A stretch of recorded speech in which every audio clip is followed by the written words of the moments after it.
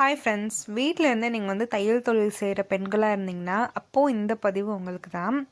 இந்த பதிவில் வந்து நான் சொல்ல போகிற விஷயம் வந்து நான் ஆல்ரெடி ஃபேஸ் பண்ண ப்ராப்ளம் தான். ஸோ அந்த ப்ராப்ளம்க்கான சொல்யூஷனை பற்றி தான் இந்த வீடியோவில் நான் தெளிவாக சொல்ல போகிறேன். கண்டிப்பாக நான் சொல்லக்கூடிய டிப்ஸை நீங்கள் ஃபாலோ பண்ணிட்டு வாங்க. 6 மந்த்லேருந்தே நீங்கள் வந்து 3 மந்த்ஸ்லேருந்தே வந்து ஒரு நல்ல ரிசல்ட் கிடைக்கும். நீங்கள் ஃபாலோ பண்ணி ஒரு 3 மந்த்ஸ்லேருந்து உங்களுக்கு ஒரு நல்ல ரிசல்ட் கிடைக்கும். எனக்கு நல்லாவே கிடைக்கிது. ஸோ வந்து ஃபஸ்ட் திங் வந்து பார்த்திங்கன்னா, இது வந்து என்னோடய மணி பர்ஸு. இந்த பர்ஸில் தான் வந்து நான் ஸ்டிச்சிங் பண்ணக்கூடிய எல்லா அமௌண்ட்டையும் கொண்டு வந்து வைப்பேன். இப்போ நிறைய பேர் சொல்வீங்க, நான் ஸ்டிச்சிங் பண்ணி அவசரமாக வாங்கிடுறாங்க, பட் பேமெண்ட் எதுவுமே கைக்கு வரமாட்டேங்குது.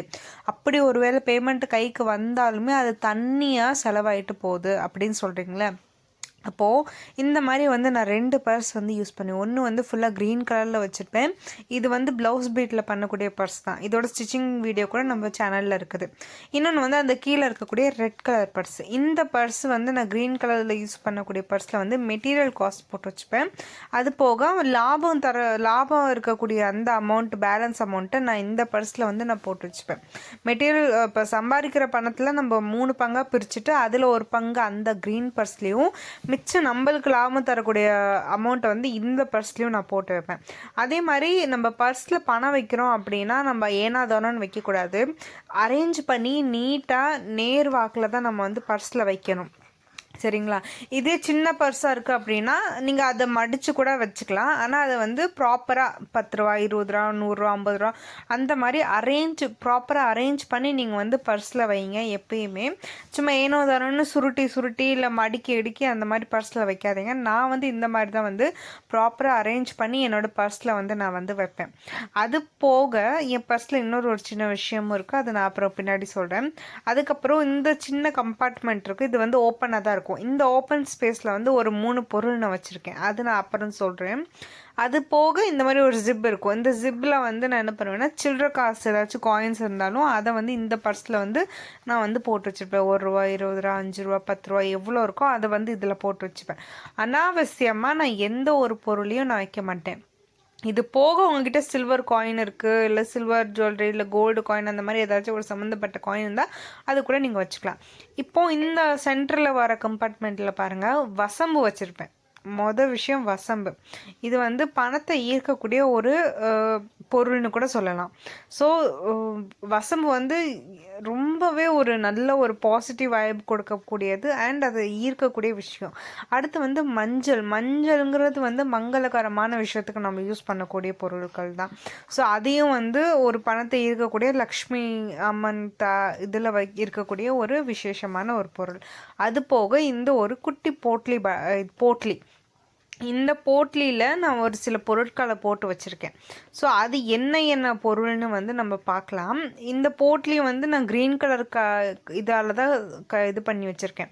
இதுக்கு வந்து நீங்கள் ஒயிட் கலர் யூஸ் பண்ணலாம், yellow colour, red colour, green colour, எந்த விதமான கலர் துணியை வந்து நீங்கள் யூஸ் பண்ணாமல் புதுசாக ஒரு கொஞ்சோண்டு பீஸில் வந்து நான் சொல்லக்கூடிய ஒரு சில பொருட்களை வந்து நீங்கள் போட்டு வச்சுட்டு வந்தீங்கன்னா ரொம்பவே வந்து லக்ஷ்மி கடாட்சகம் வரும். இப்போ வந்து பார்த்திங்கன்னா நான் ஓப்பன் பண்ணி இதில் நான் சொல்லக்கூடிய அந்த பொருட்களை வந்து 3 வந்து நீங்கள் போட்டு வச்சுக்கோங்க. இப்போது நான் இதை ஓப்பன் பண்ணோன்னே பாருங்கள், உங்களுக்கு பார்த்தாலே வந்து உங்களுக்கு ஐடென்டிஃபை பண்ணிடலாம் இதில் என்னென்ன பொருள்லாம் நான் வச்சுருக்கேன் அப்படிங்கிறது.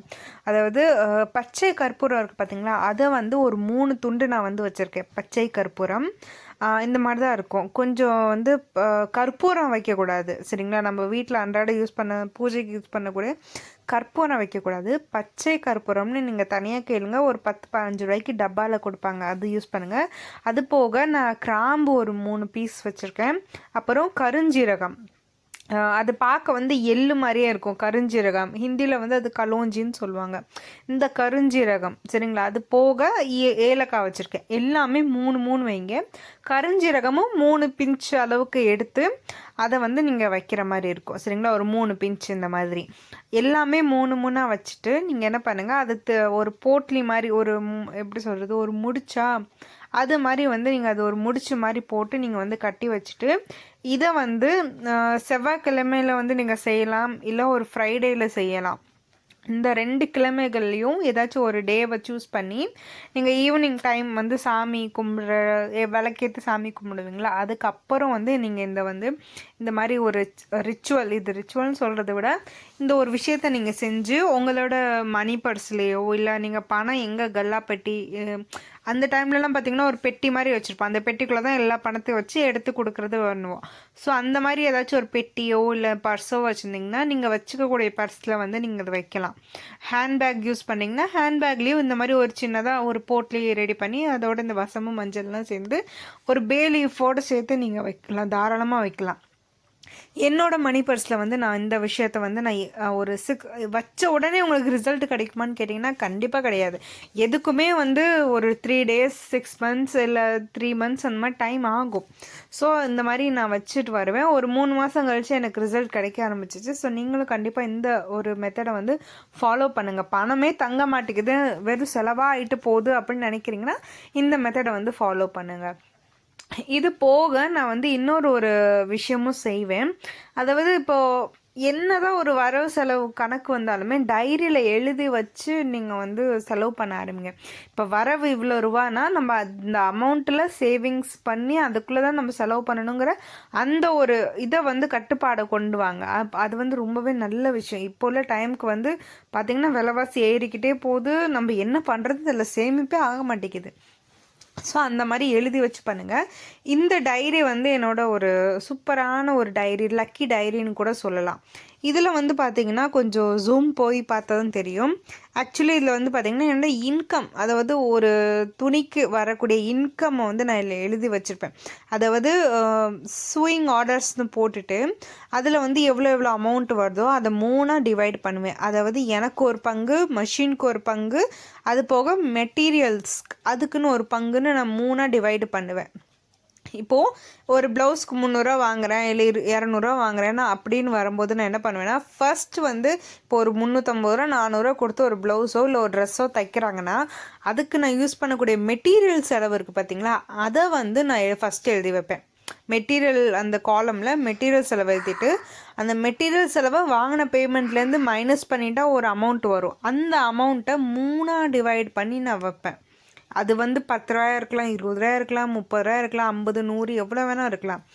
அந்த 3 அமௌண்ட்டையும் நான் டிவைட் பண்ணி வச்சுட்டு எனக்குன்னு ஒரு அமௌண்ட் ஒரு காலம் போட்டு எழுதி வச்சுருக்கேன்ல, எனக்கு வந்து ஒரு பங்கு அப்படின்னு, அந்த எனக்குன்னு வர்ற பங்குக்குள்ளே தான் வந்து நான் செலவே பண்ணுவேன். அது என்ன செலவாக வேணால் இருக்கட்டும், வீட்டு செலவாக இருக்கலாம், இல்லை ஒரு சீட்டு கட்டுறீங்க, இல்லை ஒரு ஏதோ ஒரு செலவு பண்ணுறீங்க, இல்லை ஒரு சேவிங்ஸ் பண்ணுறீங்க அப்படின்னா அது எல்லா பணத்தையுமே என்னோட எனக்குன்னு ஒரு அமௌண்ட் ஒதுக்கி வைக்கிறேன்ல ஒரு பங்கு, அந்த பங்குக்குள்ளேருந்து தான் நான் பண்ணுவேன். மெட்டீரியல் செலவாக இருக்கட்டும், மஷின் செலவாக இருக்கட்டும், அதுக்கு ஒரு பங்கு சேமிச்சிட்ருப்பேல, அது ரெண்டையுமே என்னோடய அக்கௌண்ட்டில் போட்டுருவேன். அதில் வந்து நான் கை வைக்க மாட்டேன். ஏன்னா மஷின் செலவும் மெட்டீரியல் செலவும் எப்போ நம்மளுக்கு வந்து அதை செலவு ஆகும் அப்படின்னு சொல்ல முடியாது. சேமிக்கிற வரைக்கும் சேமிக்கலாம், பட் செலவுன்னு வரும்போது அந்த பணத்தை அதுலேருந்து நம்ம எடுத்து தான் ஆகணும். இப்போ ஒரு அடுத்து ஏதாச்சும் ஒரு ஆர்டர் வருதுன்னா மெட்டீரியல் செலவுலேருந்து தான் நான் பணத்தை எடுத்து அந்த ஆர்டருக்கான மெட்டீரியல்ஸ் வாங்கி நான் செய்வேன். அதனால் அந்த பணம் எப்போ நம்மளுக்கு ஆர்டர் வராதுன்னு சொல்ல முடியாதுல்ல, அர்ஜென்ட்டாக எப்போ நான் அதே மாதிரி மிஷினில் ஏதாச்சும் ஒரு கோளாறு வரும், அது எப்போ வரும் எப்படி வரும்னு சொல்ல முடியாது. ஸோ இதெல்லாம் மைண்டில் வச்சுக்கிட்டு அந்த 2 பணத்தையும் என் அக்கௌண்ட்டில் போட்டு சேர்த்து வைப்பேன். அது எடுக்கக்கூடாது, இதுக்கு மட்டும்தான் எடுக்கணும்னு சொல்லிட்டு அப்படி சேர்த்துட்டு எனக்குன்னு ஒரு காலம் போட்டிருப்பேன்ல, ஏன்னா நான் வந்து பண்ணுறேன். அப்படி இருக்கும்போது மேன் பவரும் அங்கே வந்து யூஸ் ஆகுது. அப்புறம் எனக்கும் ஒரு கூலி வந்து வர்ற லாபத்தில் பணத்தில் நான் எடுத்து தான் வச்சுக்கணும். அப்படி இருக்கும்போது எனக்குன்னு நான் ஒரு லாபத்துலேருந்து பணத்தை எடுத்துக்கிறேன்ல, அந்த பணத்தை மட்டும்தான் நான் வந்து சிக்கனமாக செலவு பண்ணுவேன். இவ்வளோ ரூபா வந்து செலவு பண்ணணும், இவ்வளோ ரூபா தான் இருக்குது. இப்போ வச்சுக்கோங்க, ஒரு 100 ரூபாய்க்கு ப்ளவுஸ், 120 ரூபாய்க்கு ஒரு சாதா ப்ளவுஸ் தைக்கிறீங்க. அதில் பெருசாக என்ன செலவு வந்துடும், ஒரு 8-10 ரூபாய்க்கு நூல் வரும். மிச்சப்படி பார்த்தீங்கன்னா ஒரு 100 ரூபா நிற்கிதுன்னா அது 3ஆக போட்டால் எவ்வளோ வரும், ஒரு 35 ரூபா அந்த மாதிரி வரும். அப்போ அந்த 35 ரூபா தான் எனக்கு வருதுன்னா, அந்த ஒரு 3 பங்காக போட்டால் 35 ரூபா வருதுன்னா என்ன பெரிய செலவாக இருந்தாலும் அந்த 35 ரூபாக்குள்ளே தான் நான் பண்ணணும். ஏன்னா என்னால் கடன் வாங்க முடியாது. அப்படி இருக்க பட்சத்துக்கு அந்த 35 ரூபாய்க்குள்ளே வர்ற மாதிரி, அது பெரிய செலவாக இருக்கட்டும் இல்லை என்ன செலவாக இருக்கட்டும், அந்த 35 ரூபாய்க்குள்ளே வர்ற மாதிரி தான் நான் வந்து கொண்டு வந்து அப்படி தான் நான் செலவு பண்ணுவேன். அப்படி தான் நான் சேமிச்சுட்டு சிக்கனம் பண்ணிகிட்ருக்கேன். இப்படி இந்த மெத்தடில் பண்ணால் மட்டும்தான் உங்களால் சேமிக்க முடியும். இது இப்படி நீங்கள் பண்ணாமல் வர்ற பணத்தெல்லாம் நீங்கள் ஊதாரித்தனமாக செலவு பண்ணிகிட்ருக்கீங்கன்னா கையிலேருந்து தண்ணியாக தான் காசு கரையும். இந்த மெத்தடை நீங்கள் கண்டிப்பாக ஃபாலோ பண்ணுங்கள். இப்போ நான் சொல்லியிருக்க மெத்தடை கண்டிப்பாக கையில் சேமிப்பு நிற்கும்.